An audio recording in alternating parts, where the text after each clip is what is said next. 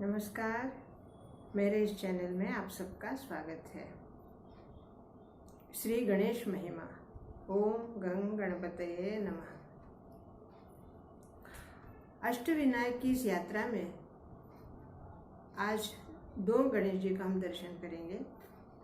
एक है लेण्याद्रि का श्री गिरिजात्मज गणेश और दूसरे हैं रांजणगांव का श्री महागणपति। गिरिजात्मज गणेश के बारे में कथा है। त्रिपुरासुर का वध करने के बाद देवाधिदेव महादेव साधना करने बैठे। तो माता ने पूछा, स्वामी आप किसकी साधना कर रहे हैं? श्री शिवजी ने कहा, मैं गणेश की साधना कर रहा हूँ। और माता पार्वती के मन में विचार आया कि मैं भी गणेश को अपने पुत्र के रूप में प्राप्त करने के लिए गणेश की साधना करूंगी। और इस विचार के आते ही माता पार्वती लेण्याद्रि की गुफा में तप करने आ गई। 12 वर्ष तक श्री गणेश के लिए तप किया। और जब गणेश प्रसन्न हुए तब गणेश ने कहा, हे माते, मैं तुम्हारे पुत्र के रूप में आऊँगा। और इसी जगह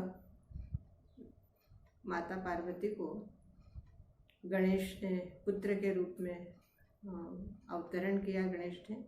और इस जगह पे ही उनकी स्थापना की गई, जिसे गिरिजात्मज गणेश के नाम से प्रख्याति मिली। गिरिजात्मज अर्थात पार्वती का पुत्र। और कहते हैं कि जिनको संतान नहीं होती, जिन दंपति को संतान का अभाव है या संतान के लिए कोई अड़चन है, वो लोग अगर इस गणपति को अपनी चिंता बताएं और उनका आशीर्वाद ले, उनकी कृपा दृष्टि मिले, तो उन्हें संतान अवश्य प्राप्त होती है। दूसरे है श्री रांजणगांव के महागणपति। विशाल दिव्य मूर्ति और प्रभावशाली, अत्यंत स्वरूप सुंदर। कहते हैं इस गणेश की स्थापना देवाधिदेव श्री महादेव ने स्वयं अपने हाथों से की थी। इसलिए इस गणेश का नाम श्री महागणपति हुआ। महागणपति के दर्शन करने से आपकी सभी मनोकामनाएं पूर्ण होती है। आपके जीवन में संतुष्टि और आत्मिक सुख और ऐश्वर्य, मोक्ष सब कुछ मिलता है। दोस्तों, आज विनायक और विनायकी, इन दोनों का मैं अंतर बताने वाली हूँ। विनायक जो कि माता पार्वती के पुत्र, जिन्हें विनायक का पहला नाम मिला था। और एक बार अंधकासुर राक्षस, जो कि राक्षस है तो उसकी वृत्ति भी उसी तरह होगी। एक बार अंधकासुर राक्षस ने माता पार्वती के दर्शन कर लिए। और माता पार्वती जो कि त्रिभुवन सुंदरी है और आदिशक्ति है, जगत जननी है, माता पार्वती के दर्शन करने के बाद अंधकासुर के मन में अत्यंत बुरा विचार आया। और ये मेरी पत्नी बने, इस विचार से अंधकासुर ने माता पार्वती को पत्नी बनाने के लिए चेष्टा की। माता पार्वती ने श्री शंकर अपने स्वामी को पुकारा और भगवान शंकर ने अपने त्रिशूल से उसका वध किया।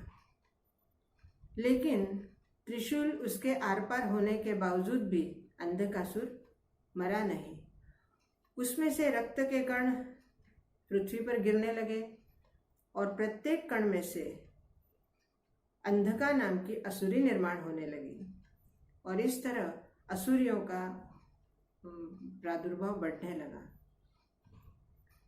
ये देखकर माता पार्वती ने स्त्री शक्ति को आवाहन किया, क्योंकि माता जानती थी कि हर कार्य के पीछे दो शक्तियां लगती है, पुरुष शक्ति जो कि मानसिक शक्ति मिलती है और स्त्री शक्ति जो कि शारीरिक शक्ति मिलती है।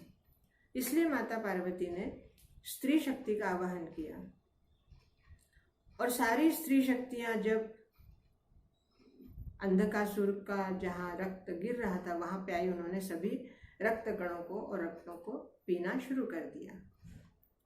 इसकी वजह से जमीन पर रक्त गिरना तो बंद हो गया, लेकिन अंधकासुर से जो रक्त गिर रहा था वो रुका नहीं। ये सब अवस्था देखकर श्री गणेश ने विनायकी का स्त्री रूप धारण किया। वो स्त्री रूप में आकर उन्होंने सारी अंधका को निगल लिया और इस तरह से अंधकासुर के सारे शरीर का रक्तपान कर लिया। तब उसे विनायकी कहा गया। अब उसके बाद गणेश जी की, जो कि अब विनायकी स्त्री रूप में थे, उनके पेट में बहुत ही जलन होने लगी और क्रोध की वजह से उनकी सूंड दाहिनी तरफ चली गई थी और वो क्रोध उनसे अनावर हो रहा था। क्रोध की गर्मी और रक्त की गर्मी, इन दोनों की वजह से गणेश जी को बहुत तकलीफ होने लगी। तब माता पार्वती ने चावल के आटे से गुड़ खोपरा भरकर उसके मोदक बनाए और उन मोदकों को श्री गणेश विनायकी को दिया और उसी से विनायकी की गर्मी शांत हुई। लेकिन उनकी सूंड जो कि विनायकी के नाम से थी वो दाहिनी तरफ ही है। इसलिए विनायकी चतुर्थी, जो कि मैंने कहा था अमावस्या के बाद जो चतुर्थी आती है वो विनायकी चतुर्थी होती है और पूर्णिमा के बाद जो आती है वो संकष्टी चतुर्थी। तो विनायकी चतुर्थी इसीलिए इतनी कड़क होती है क्योंकि विनायक अर्थात गणेश का वो स्त्री रूप है जो कि अत्यंत क्रोध वाला रूप है और इसी वजह से उन्हें उनके नियम, उनके व्रत काफ़ी कड़क है। और विनायकी चतुर्थी में चावल के आटे के ही मोदकों का नैवेद्य लगता है, उनका ही भोग लगाया जाता है क्योंकि चावल ठंडे होते हैं और गुड़ और खोपरे से उनकी जो शक्ति का ह्रास हुआ था उस ह्रास का क्षालन होता है, ह्रास मिट जाता है। इस तरह से 2 चतुर्थियों का व्रत शुरू हुआ।